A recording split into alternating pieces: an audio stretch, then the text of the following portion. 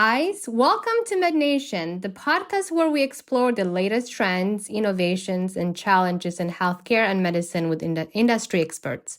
I am Dr. Lanier, joined by my co-host Dr. Farnen, and all together we invite diverse guests from healthcare business leaders to medical professionals to share their insight and experiences. So, whether you are a healthcare provider, a business leader, or simply someone who is passionate about healthcare and medicine, we invite you to join us on MedNation. This week, we are so excited to have a special guest with us, Ryan from AMS Medical Billing. He is joining us to discuss podiatry billing. Today, together, we'll explore the ins and outs of this complex area of healthcare management and gain valuable insight from Ryan's experience in this field. Before we start today's conversation, Ryan, can you please tell us about yourself? Hello, it's an honor to be with you both today, Dr. Lanier and Dr. Farnen. My name is Ryan Stillwell, and I am with Account Management Services. It's located right outside of Nashville, Tennessee, and Hendersonville, Tennessee. I've been working in the revenue cycle and practice management sector for 15 years now. I have a finance and accounting background. I've been applying these principles I've learned to enhance the revenue cycle needs of healthcare facilities and independent practitioners all over the nation, from California to Texas to Ohio to Kentucky, Tennessee. I've worked for a multitude of different specialty groups such as neurology, mental health, LPCs, infusion clinics, urology, cardiology, OT, PT, speech, general surgeons, orthopedic surgeons, hospitalists, anesthesiologists, CRNAs. I've actually done things with emergency services, and I've also helped start and manage a FQHC facility. I've been working in podiatry since 2014. Long time. It feels like it.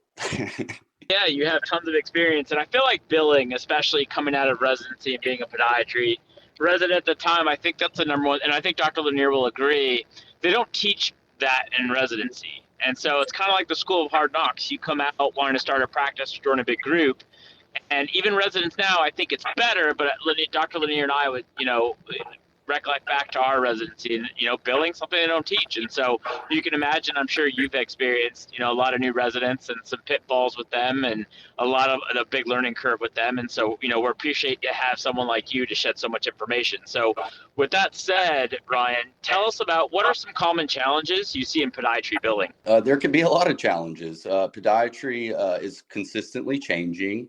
It's very evolving over the past couple of decades. One of the main reasons for that is the enhancement in training. Schools are doing a lot more with the surgical aspect of the specialty. Advancements with care has made it increasingly difficult to keep up with documentation, coding, constantly changing LCDs. An example that you would think would be very routine foot care. It sounds very routine in nature, but inevitably, it can be a very difficult thing to bill. There's a lot of different aspects that go into it. The LCD specific on certain things like the last seen date, even down to the order of the diagnosis codes. Obviously, you have to wait 60 days before treating each patient. And it can't be on the 60th, it needs to be on the 61st. And then the modifiers, systemic conditions, needing the Q mods to, and whether or not those are applicable for a claim. And then all these individual policies. Medicare is one thing, but then you're dealing with managed care and individual insurance policies that are commercial, and you are subject to their coverage and benefits. And it's very difficult to know upfront if they're going to pay or not, and then how to treat that denial, if it's a payable claim or if it actually is patient responsibility. But it takes a lot of extra work to find that out. Obviously, they deny a lot as patient responsibility. Routine foot care commonly denies as it's not a covered benefit, when in reality it really is, and it only takes to make sure that we show that med necessity by sending the payer the documentation, and they will cover it. But they are constantly pushing back against y'all on that type of procedure. DME is another really good example. There's dispensing rules, there's documentation rules, there's compliance and regulations that go along with it. You got to do a script. You have to send your documents to whoever's, they have to sign the documents. Like you have to have an MD versus an MP. There's all these little loopholes that they make you go through. And if everyone's not done, then you won't get paid. So that can be very challenging, as we have all seen over the years. Yeah, absolutely. And also, like Dr. Farnen said, we are not exposed to billing in residency. So imagine when we are out our first year, the dilemma that we face trying to bill and where even to start. What do you do to stay current with updates to medical billing regulations and best practices as ICD, codes change? What do you do to stay current? One of my biggest resources is the Medicare website. It has the LCD there. It's a Bible to me. I read it for different purposes. Sometimes I just want to know, is this the appropriate diagnosis, all the way down to confirming that it's documented to the specifications of the payer. It's ever evolving as well, because obviously you're doing all these new types of procedures as well. So even trying to catch those as we go. And sometimes we're writing a new drug, or it's a new graph, or it's a new type of procedure, and there aren't always LCDs. So we actually have to do trial and error as well. But we need to work with the payer and the physician to make sure that we have everything I's dotted and T's crossed. Now, do you have any?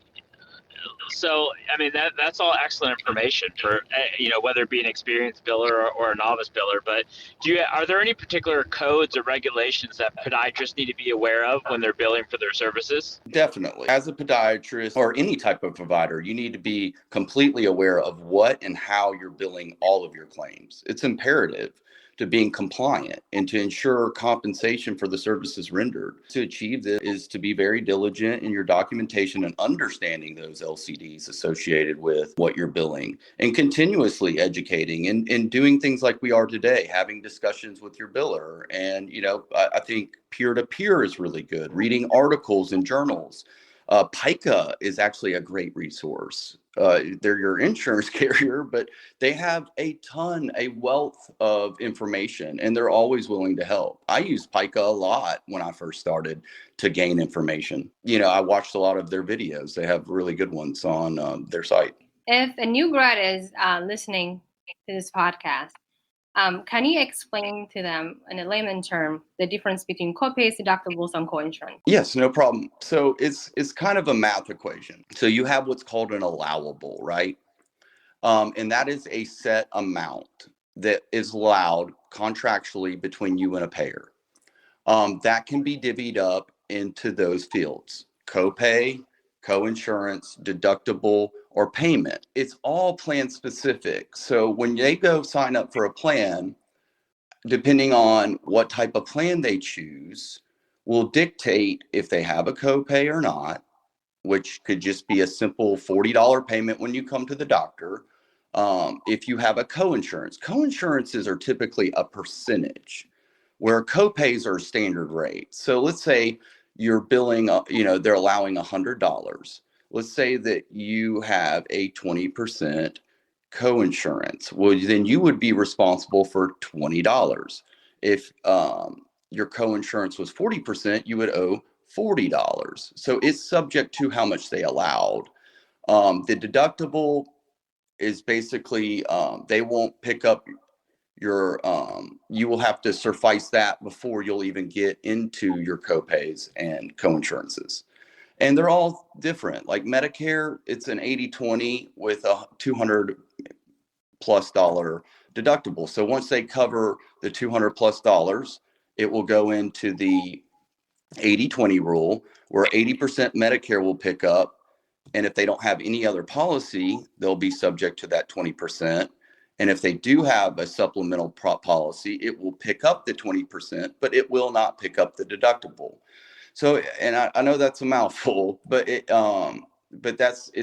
sometimes very difficult and very challenging for us to explain that to a patient, because they're very unaware of how they go, and you look on the marketplace, or an agent comes and sits down with you, you're more looking at what are my expenses a month versus how they break out or what you're subject to. And most people gravitate to just looking at the deductible because they're like, well, I understand that. I mean, I'm going to have to pay guaranteed up to $10,000, as most policies that are commercial, until they'll start reimbursing on my claims.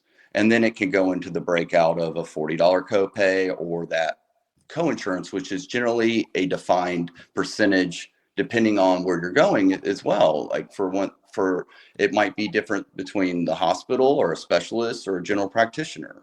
So there's all these different rules to how those would break out. Does that make sense? Yeah, and I'm glad you broke it down like that, because I was just going to second you on that so many times, not just for young practitioners or experienced practitioners, even patients, it's hard to explain that to a patient that just because you have insurance, hey, you have this deductible. I mean, because, people assume, and physicians do this too, that you have insurance, so everything theoretically should be covered. And in general, like you said, it's extremely hard to explain it to a patient. And so I'm glad you broke it down like that. And I mean, I'm sure plenty of patients that are listening can really respect that and kind of understand that. And it is, part of the job of the office. A good office and a good billing team at the office will absolutely explain what you were just talking about to the patient and break it down so the patient can understand. Yeah, and it's super difficult too, because you got to think about it this way. We don't always know what you're going to do that day too. So let's say that they're coming in for an office visit.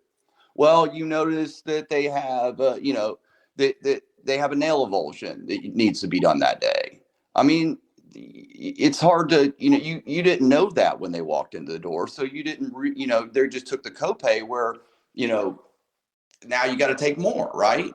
So it's an intake and an out. And when they leave, you kind of got to make sure that the people up front know what to charge on the back end, because, they could come in as a new patient. You really don't know what's going to be done that day until after you've seen them, correct?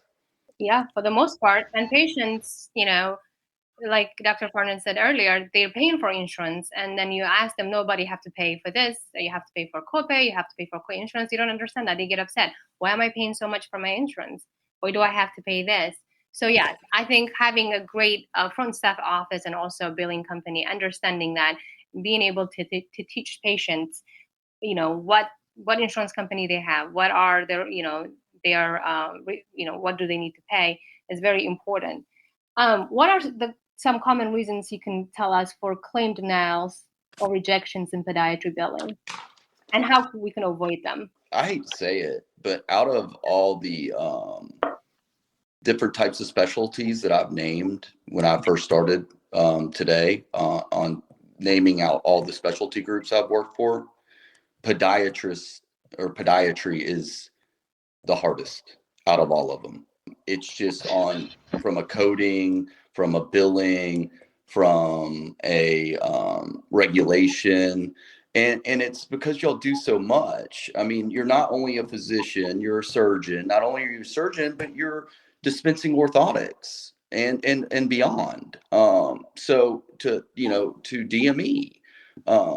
So you can imagine just all those you're almost three different entities in one. Obviously are going to be for like ICD, documentation, modifiers, PAs, and I have an expression in it. It's not a good one. I hate saying it, but it's garbage in, garbage out.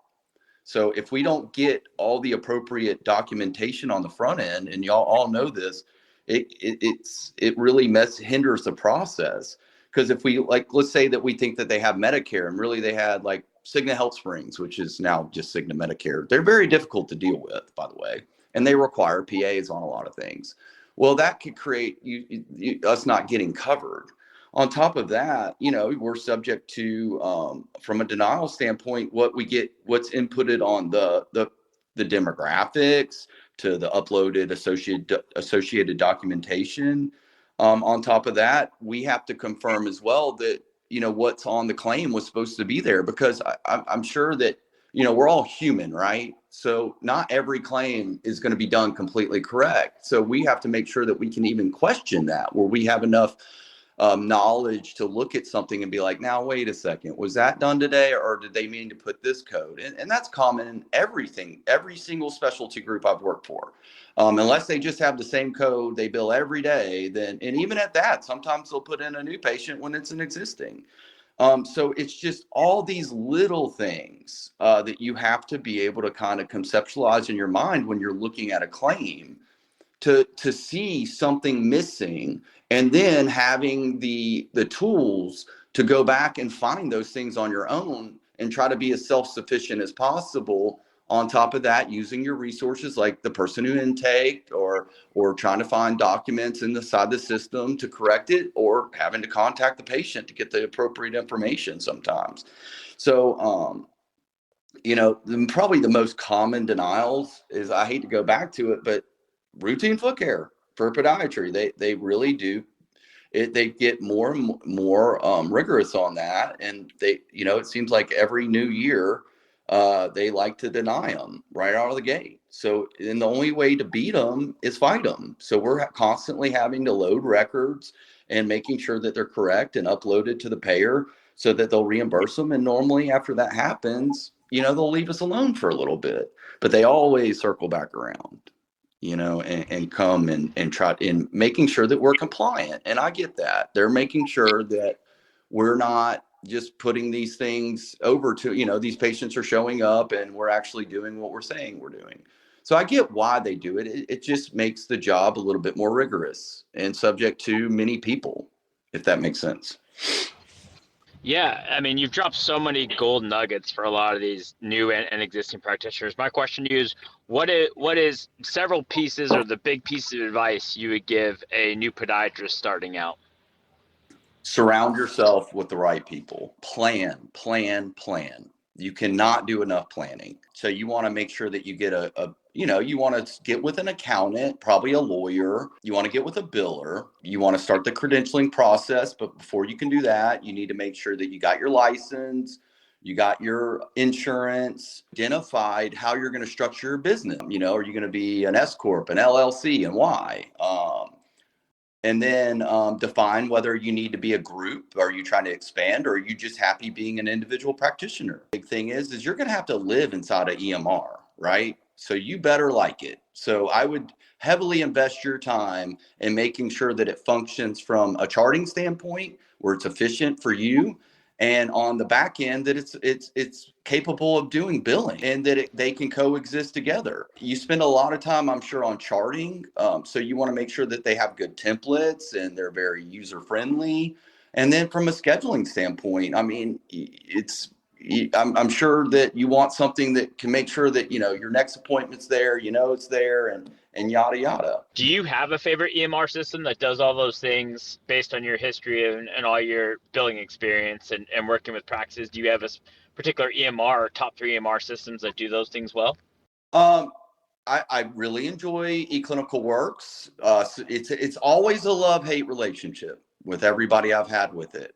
But it's the same as we work a lot with EMDs. That's a very good system. It's got some things I like, and it's got some things I don't like.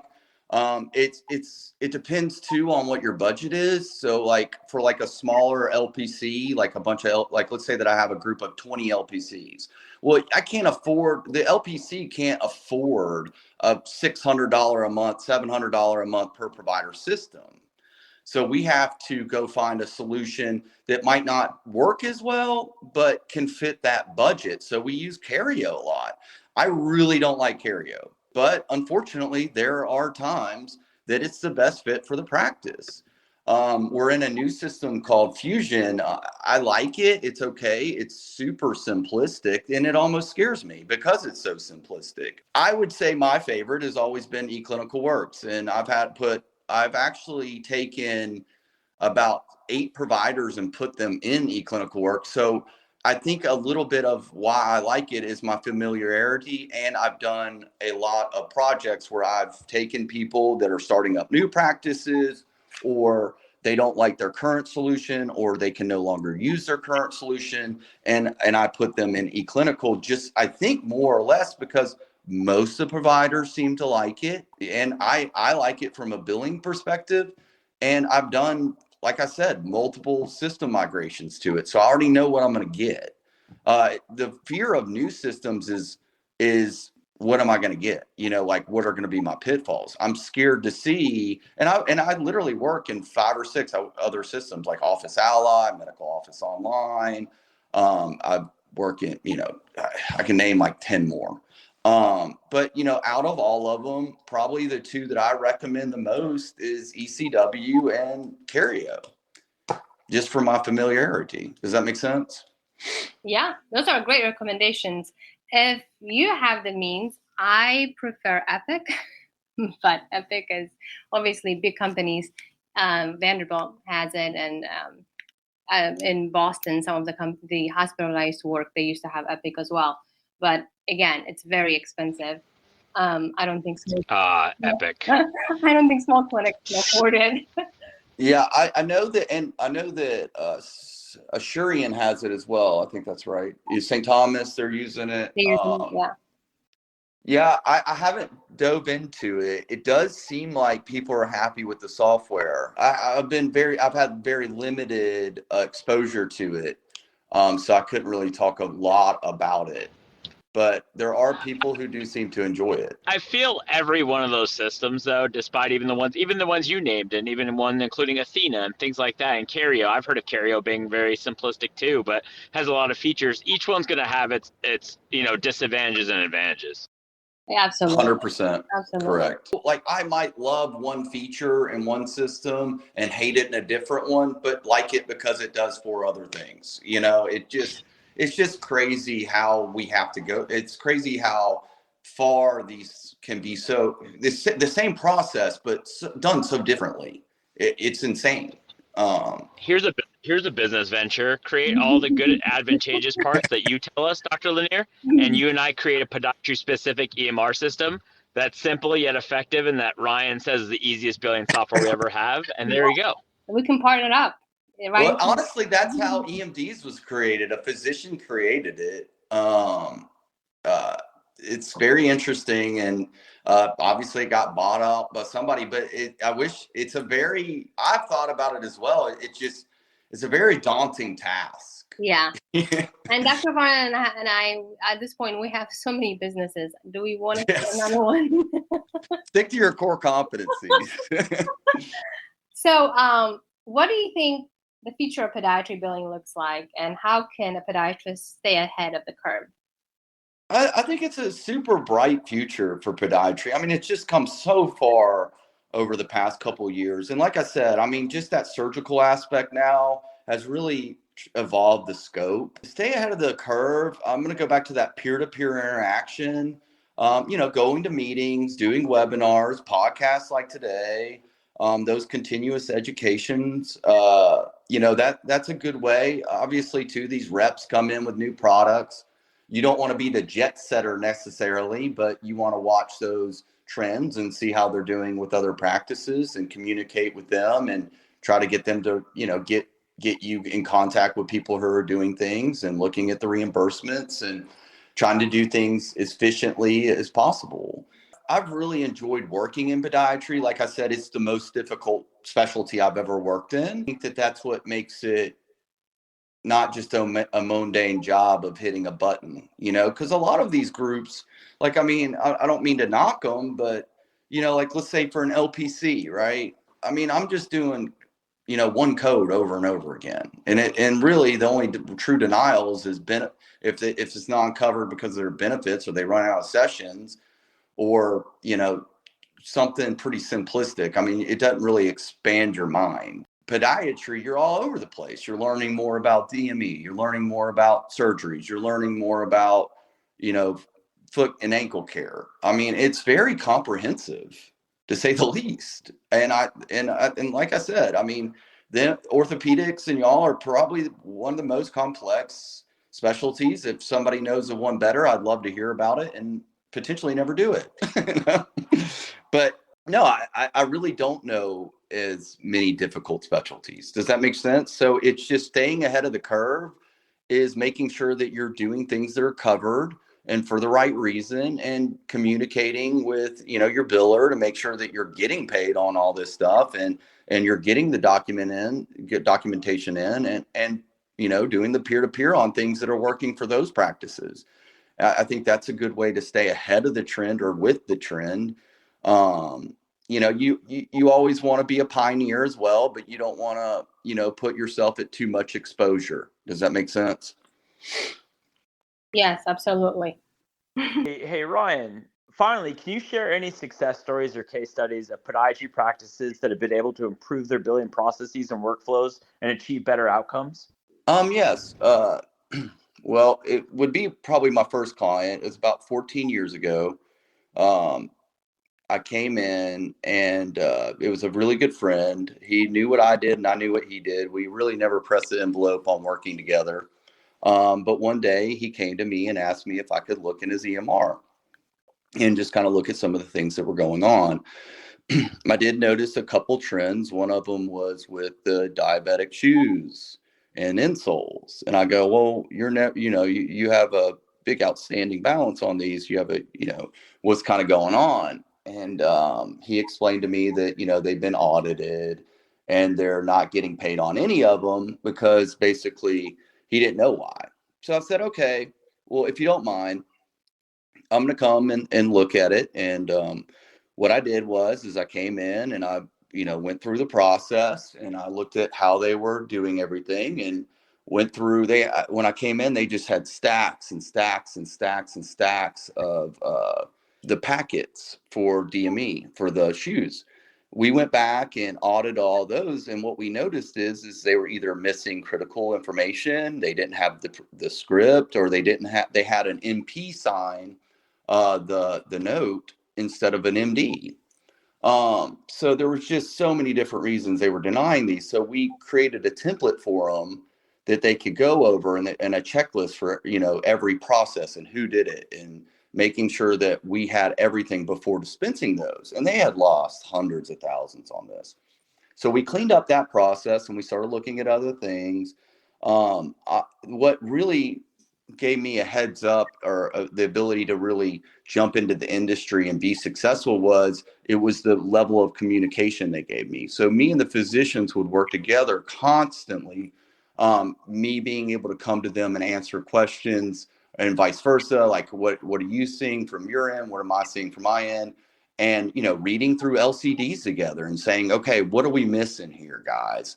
Let's read through it, and make sure that we're being completely compliant. And through that process, I learned a ton. The physician learned a ton. And I mean, they've grown exponentially since then. It was probably just, a 2 provider group, which now it's at like a, 5 or 6 and doing very successful and still with them to date. So I would think, I've actually become very close to them. They're like family. And we communicate on a daily basis, and it's always super productive for both of us.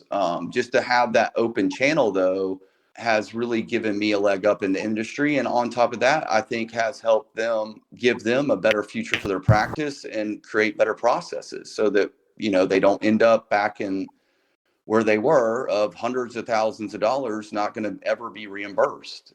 So it's just working together to make sure that we have all the appropriate documentation. It was billed correctly. It was billed with the right amount of units. And, the documentation matches the claim and that we turn it in a timely manner and get them to overturn the original decision so I think that just that learning curve and the ability to have that physician's ear and them to take the time to help me learn what I needed to know and vice versa, giving them the feedback on how it's worked. So I think that's more or less how I got started. And I do think it was a pretty good turnaround story for everybody. So that's one of the things that I like working with you is, you're always there. You have open communication and you answer the phone on the first dial. So I feel like I have full support, not only for providers, but for staff. So having, the back end support is very important, not only, new grads, even seasoned, providers. So I thank you for that. And if you want to plug in your company name and your information, you can. Well, I really appreciate that. Yeah, it's Account Management Services in Hendersonville, Tennessee. We take on all sorts of specialties. Podiatry has become kind of our niche over the years. Like I said, I have podiatry clinics in Ohio, Texas, California, Kentucky, and Tennessee. So we're doing it in all different types of insurances. And it's kind of crazy over the years to evolve like that. And, but it's been an excellent opportunity for me, and I wouldn't change it for the world. And I've met such great physicians doing it. And I've really enjoyed working with you, Dr. Lanier, and you, Dr. Farnen. You also answer the phone amazingly on the first ring. And I'm a talker, so I don't necessarily always, I try to text y'all. I know y'all are super busy, but Dr. Lanier, you and Dr. Farnen, y'all always take the time for me, and I really appreciate it. I mean, like you said, you're a first dialer, picker up, and and that's kind of incredible because you have all these patients to see, this successful business to run, and for you to take that time for me is amazing, and I do truly appreciate it. Well said. And this is advice, and I'm sure Dr. Lanier would agree, for those young practitioners out there, is to exactly befriend your biller. They're there to help you answer the first call, get a text, like you said, and you hit it right on the head earlier, was really just, ask those questions. I could, and Ryan, like you've always said, and Dr. Lanier seconded that, I could text you with a billing question in a heartbeat. You'd get back to me if you weren't busy, of course, or in a meeting, and you'd still get back to me. So just befriend your billers. They're there to help you, and they'll help you have a successful, long-standing practice and profitable. So yeah, unfortunately, we neither of us can work without the other one. So, I think you could do billing, but it's really not going to be a great use of your time, and vice versa. Could never see a patient. So you might be able to do my job. I cannot do yours, but you see what I'm saying? Yeah. And also you really nailed it as well with the schooling. I'm very surprised in medical school, they don't have some type of coverage of this. Just one program, billing 101 or right, practice management, was literally 101. Or just make it an elective. Well, maybe after this podcast, guys, maybe someone who is listening, who is a dean of any new school, because podiatry has new schools popping up everywhere now. Maybe they see that and they've heard that enough, or they say, hey guys, maybe they do a business or billing 101. Yeah, absolutely. I hope they do. Think about 3 credit hours. It was much better use than, some of the other, I'm sure, electives that you had to do throughout your college career. Can you let the audience know any particular fun fact, joke, riddle, or favorite quote to live by? What would you say? Oh, man. One way I've also been able to sleep at night and run a business and work with people is be honest, brutally. It makes life a lot easier. It's never good to be backtracking on something. So just transparency in life it makes a lot more peace for you. I just can't understand, and people make mistakes and own them, because it's not going to be the end of the world, and you'll have people come help you fix them. Yeah. So I think that those are 2 things that I've always lived by, and they've never put me astray or done me wrong. Well said. So in my career, those are things that I've impressed to myself and my staff. And 2, with the patient base, I always treat them if they're sick, even if they're not. You just treat them with respect. They're humans. They're obviously going through something, and medical care can be very financially strapping. Mm-hmm.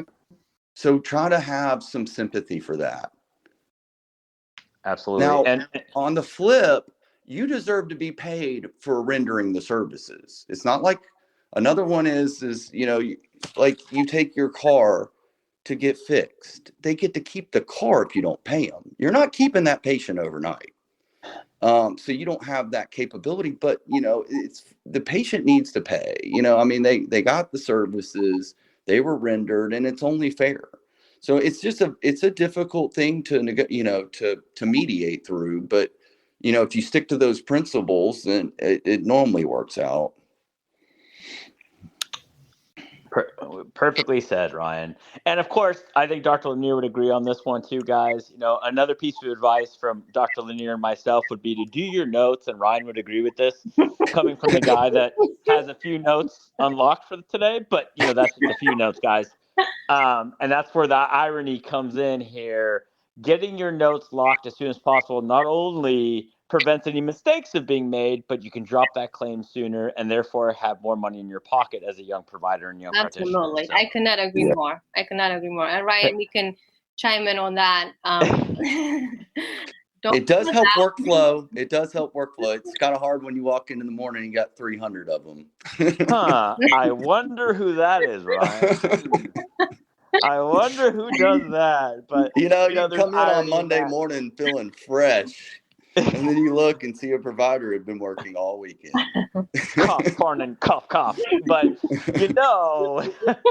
those claims are dropped within 48 hours. So try to avoid that. Same day notes, ladies and gentlemen, get those notes in the same day. They're fresh in your mind. The patient's treatment's fresh in your mind. Get it done. And again, I'm still working on that as well. We all are. We all are. It's hard, sometimes it's hard with family. You see 30 patients, you still have to go home and be a parent. But I think the goal is to finish them while in clinic. The goal is to finish the note right after you see the patient, in between, seeing this next patient. And how do you do that? You just have to find, a rhythm. You just have to find, get templates that work for you, or train your MAs. There needs to be some way for you to be able to do that, because other providers do it. So so do we. So thank you for tuning into this episode of Med Nation, where we explore the complexities of podiatry billing with our special guest, Ryan from AMS Billing Company. We hope you gained valuable insights into this critical aspect of healthcare management and learned how podiatrists and billing companies could work together to improve billing processes and maximize revenue. As always, be sure to subscribe to Med Nation so you don't miss any of our upcoming episodes for season 2, baby. And thanks for listening, and we have a lot more coming to you. So subscribe, like, comment below. We love hearing from you guys. We love you guys asking questions. Ask as many questions as possible. We can't wait for you guys to listen to the next episode. Thanks. Bye. Bye.